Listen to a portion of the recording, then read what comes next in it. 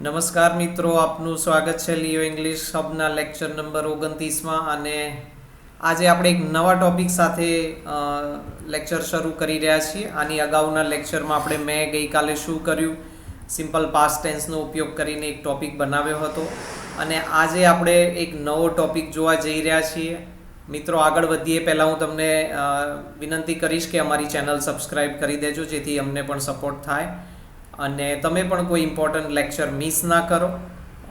જે મિત્રો નવા છે એમને હું માર્ગદર્શન આપીશ કે પ્લેલિસ્ટ સેક્શનમાં જઈ અને પહેલાં જ લેક્ચરથી તમે શરૂઆત કરો શીખવાની. રોજ એક લેક્ચર શીખો, રિવાઇઝ કરો, રિવાઇઝ કરો. જે ઇન્સ્ટ્રક્શન લેક્ચર્સમાં મળે છે એને તમે જેન્યુઅનલી ફોલો કરો તો ખૂબ જ સારું અંગ્રેજી તમે સ્ટેપ બાય સ્ટેપ અને ઇફેક્ટિવલી શીખી શકો છો. થોડુંક ઇન્વોલ્વમેન્ટ રહેશે, થોડોક સમય જશે, કોઈ શોર્ટકટ નથી. તમારું પોતાના આઈડિયાઝ અને માઇન્ડનું ડેવલપમેન્ટ પણ થશે મિત્રો, એવું આપણી રીત છે. તો આગળ વધીએ. તમારી સ્ક્રીન ઉપર તમે જોઈ રહ્યા છો આજનો જે ટોપિક છે એ હું ગુજરાતીમાં લખી રહ્યો છું. 3 પેસેજીસ હંમેશાની જેમ તમને આપવામાં આવશે.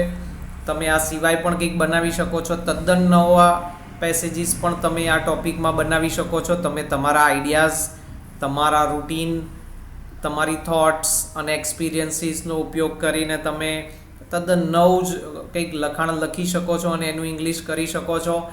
વારંવાર હું કહું છું કે ટ્રાન્સલેશન અને ગ્રામરના નાના નાના ટોપિક આપણે પ્રાઇમરી લેવલ ઉપર એની મદદ લઈશું, એનો સપોર્ટ લઈશું અને પછી આગળ જતાં ક્યાંક આપણે સારામાં સારું ઇફેક્ટિવ કોમ્યુનિકેશન કરી શકીએ, ડાયરેક્ટ ઇંગ્લિશમાં વિચારીને જવાબ આપી શકીએ. એવું કંઈક આપણે એવા સ્તરે પહોંચવાનો પ્રયત્ન આપણો રહેશે અને કરીશું. હું આશા રાખું છું કે તમે પણ આ રીતે તૈયારી કરતા રહેજો. ક્યાંક કંટાળો આવશે, હું તમને સ્પષ્ટ શબ્દોમાં કહું, પરંતુ આ બહુ જ સારી રીત છે. તમે ગોખેલું તો તમે ગમે ત્યારે ભૂલી જશો, પરંતુ આ એવી રીત છે કે જેમાં થોડીક તકલીફ 100% પડશે પણ તમને 200% સારું રિઝલ્ટ મળશે અને આજીવન તમને એ વસ્તુ યાદ રહેશે અને તમે સારામાં સારું કોમ્યુનિકેશન કરી શકશો. તો આપણા પેસેજોની જે પેસેજીસ હું રજૂ કરું છું દરેક વખતે મિત્રો, ગોખવા માટે નહીં પરંતુ તમારી ગાઈડલાઇન માટે છે કે ગુજરાતીમાં પણ આપણું લખાણ, તમે ગુજરાતીમાં પણ કોમ્યુનિકેશન કરો, લેટર લખતા હોવ, ઈમેલ લખતા હોવ કે કંઈ પણ નાનામાં નાનું વોટ્સએપ કે એના ઉપર મેસેજ તમે કરતા હોવ, તો તમે તમારું જે લખાણ હોવું જોઈએ કેવું હોવું જોઈએ. અને પછી જો ગુજરાતીમાં એ ઇમ્પ્રુવમેન્ટ હશે તો ઓબ્વિયસલી એ નેચરલી ઇંગ્લિશમાં ઇમ્પ્રુવમેન્ટ આવવાની જ છે. અને ખાસ કરીને હું વાત કરું તો જોબ ઇન્ટરવ્યૂઝમાં, IELTS, PT જેવી એક્ઝામ્સ જે વિદેશ જવા માટે જરૂરી છે, એ બધામાં આવું કંઈક કોમ્યુનિકેશન, આવું કંઈક ઇંગ્લિશ ગ્રામર જરૂરી હોય છે. અને આ જ ઇફેક્ટિવ કોમ્યુનિકેશન છે. તમે પ્રભાવ પાડી શકો છો, તમારી વાત સારી રીતે રજૂ કરી શકો છો, એના માટે આ જરૂરી છે. તો ગુજરાતી વાક્યો પણ તમે જુઓ કે એકદમ પ્રાઇમરી લેવલના કે જે નાના નાના બાળકો બનાવે એવા બધા જ વાક્યોની શરૂઆત હુંથી થાય એવું નથી હોતું. હા, આપણા વિશે છે, મારા વિશે છે, મેં છેલ્લે આપેલ પરીક્ષા એટલે મારા વિશે જ છે એટલે હું આવશે ખરું મોટા ભાગે, હું ને મેં. પરંતુ અહીંયા એ જ જોવાનું છે, કળા શીખવાની છે કે એની જગ્યાએ આપણે બીજા પણ સબ્જેક્ટ્સનો ઉપયોગ કરીએ, વાક્યોમાં કંઈક વિવિધતા લાવીએ, after, while, double verb, before વગેરે આપણે એડ કરીએ. તો પહેલો પેસેજ તમે તમારી સ્ક્રીન ઉપર જોઈ રહ્યા છો એનું, અને બીજા બાકીના 2 જે પેસેજ હજી આપવા જઈ રહ્યો છું એનું પણ તમારે ટ્રાન્સલેશન કરવાનું છે, બોલવાની પ્રેક્ટિસ કરવાની છે. ક્યાંય પણ તમે અટકો તો કમેન્ટ સેક્શનમાં મને જરૂર લખજો. અને ક્યાંય પણ વિડીયો સ્કીપ ના કરતા, હજુ પણ 2 પેસેજીસ આ ટોપિકના બાકી છે અને વોકેબ્લરી પણ અંતે હું આપવા જઈ રહ્યો છું. તો ખાસ તમે જોયા કરજો વિડીયો. પોઝ બટન દબાવીને તમે જે પણ ટેક્સ્ટ દેખાય છે, જે લખાણ દેખાય છે, તમે તમારી નોટ્સમાં લખી શકો છો, એનું ઇંગ્લિશ પણ કરી શકો છો પછીથી. તો મિત્રો, આવો આપણે આગળ વધીએ બીજા પેસેજ ઉપર.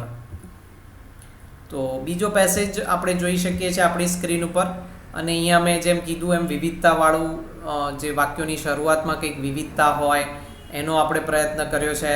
આપણું જ રૂટીન છે કે આપણો જ એક્સપિરિયન્સ છે, પરંતુ એમાં બીજા પણ ઇન્વોલ્વ હોય એવું કંઈક આપણે જો એડ કરી શકીએ તો એ ખૂબ જ સારું ઇફેક્ટિવ કોમ્યુનિકેશન ગણાય છે મિત્રો. અને જોબ ઇન્ટરવ્યૂઝ હોય કે ઇન્ટરનેશનલ લેવલે અંગ્રેજીની કોઈ પણ એક્ઝામ હોય કે ઇવન જવાહર નવોદય જેવી પરીક્ષાઓમાં પણ આ રીતે જો તમે તૈયારી કરો તો તમને બહુ જ ઇફેક્ટિવ રિઝલ્ટ મળી શકે છે અને બધું પદ્ધતિસરનું છે, કશું જ હવામાં નથી કે આનું તો આમ જ હોય એવું કશું જ નથી. તો આ પણ પેસેજ મિત્રો તમે લખી લો તમારી નોટમાં, તમે સમજી શકો એ રીતે સારા અક્ષરે લખો. ત્રીજો પેસેજ હું રજૂ કરવા જઈ રહ્યો છું આપની સ્ક્રીન ઉપર, અને ત્રીજા પેસેજમાં પણ એ જ રીતે છે કે આપણે વિવિધતાનો ઉપયોગ કરીએ છીએ, નવા નવા શબ્દોનો પ્રોત્સાહન આપવું ને એ બધા શબ્દોનો ઉપયોગ કરીએ છીએ.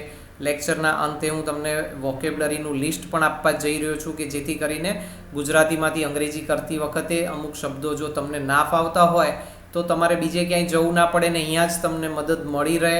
એ સિવાય કોઈ શબ્દ રહી ગયો હોય તો તમે બીજાની મદદ લઈ શકો છો, ડિક્શનરીમાં જોઈ શકો છો, કોઈને પૂછી શકો છો, ગૂગલ ઉપર સર્ચ કરી શકો છો. ઘણા બધા રસ્તા છે, પરંતુ આપણે જે વોકેબ્લરી આવે છે એ પણ સાથે સાથે તૈયાર કરતા જઈએ જેથી કરીને કોન્ફિડન્સ વધશે. ઘણા બધા શબ્દો મિત્રો આપણા પેસેજીસમાં એવા હોય છે કે જે અગાઉના લેક્ચર્સમાં પણ આવી ગયેલા છે અને એ વખતે પણ આપણે વોકેબ્લરીના લિસ્ટમાં સામેલ કરેલા છે. તો એ શબ્દો ફરીથી આપણે સામેલ ના કરવા પડે, તમારે ના જોવું પડે, એના માટે તમે સતત વોકેબ્લરીનું પણ રિવિઝન કરતા રહેજો. અને એટલા માટે જ હું કહું છું કે એક લેક્ચર તમે એક જ દિવસ કે 2 દિવસ એક લેક્ચર સતત એને રિવાઇઝ કરો, રીડ કરો. તમે વિડીયો રિફર કરી શકો છો, અને વિડીયોઝ રિફર કરવા ગમતા ના હોય તો તમે તમારી નોટ્સમાં જે તમે લખેલું છે આપણા વિડીયોઝમાંથી જે લખાણ એને પણ તમે વારંવાર નોટ્સમાંથી રિવાઇઝ કરી શકો છો, સમજી શકો છો, વોકેબ્લરી તૈયાર કરી શકો છો, નવા નવા શબ્દો તૈયાર કરી શકો છો. તો 3 પેસેજીસ મિત્રો અહીંયા પૂરા થાય છે અને તમે હવે વોકેબ્લરી જોઈ શકો છો તમારા સ્ક્રીન ઉપર. તો શબ્દો પણ જે નવા શબ્દો કદાચ જૂના પણ ક્યાંક હોઈ શકે છે, પરંતુ ક્યાંક સ્પેલિંગ, પ્રોનન્સિએશન પણ આપણે આવતા લેક્ચરમાં જ્યારે હું આનું સોલ્યુશન આપીશ ત્યારે એના પ્રોનન્સિએશન પણ આપણે જોઈશું. પરંતુ એ પહેલાં પણ તમારે જો કોઈ પણ તકલીફ હોય તો તમે જરૂર મને કમેન્ટ સેક્શનમાં લખી શકો છો. હું જેટલું બને એટલું જલ્દી તમને એનો જવાબ આપવાનો પ્રયત્ન કરીશ. તો બીજું વોકેબ્લરીનું લિસ્ટ પણ આપ આપની સ્ક્રીન ઉપર જોઈ રહ્યા છો. મેં છેલ્લે આપેલ પરીક્ષા, માય લાસ્ટ એક્ઝામ આપણો ટોપિક છે. 3 પેસેજીસ આપણે ગુજરાતીમાં જોયા અને હવે આ વોકેબ્લરીનું પણ અંતિમ છેલ્લું લિસ્ટ છે, એ પણ તમે તમારી નોટ્સમાં લખી શકો છો અને ટ્રાન્સલેશન કરતી વખતે તમારે એનો ઉપયોગ કરવાનો છે. એ સિવાય કોઈ શબ્દ રહી ગયો હોય તો તમે અન્યની મદદ લઈ શકો છો. અને હું આશા રાખું છું કે આજના લેક્ચરનો ઉપયોગ કરીને તમે એક સરસ મજાનો પેસેજ ઇંગ્લિશમાં તૈયાર કરશો. પહેલાં લખશો, ટેલી કરશો અને પછી બોલવાનો આપણે પ્રયત્ન તમે કરો. ગોખણપટ્ટીની વાત નથી, તમે તમારી રીતે નવા વાક્યો પણ એડ કરી શકો છો. એકદમ તદ્દન નવો આખો પેસેજ કે ટોપિક પણ તમે બનાવી શકો છો, નવા શબ્દોનો પણ ઉપયોગ કરી શકો છો.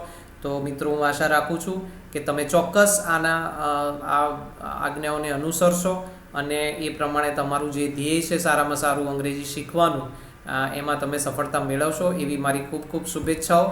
આજે જોડાવા બદલ આપનો ખૂબ ખૂબ ધન્યવાદ દોસ્તો. Thank you very much.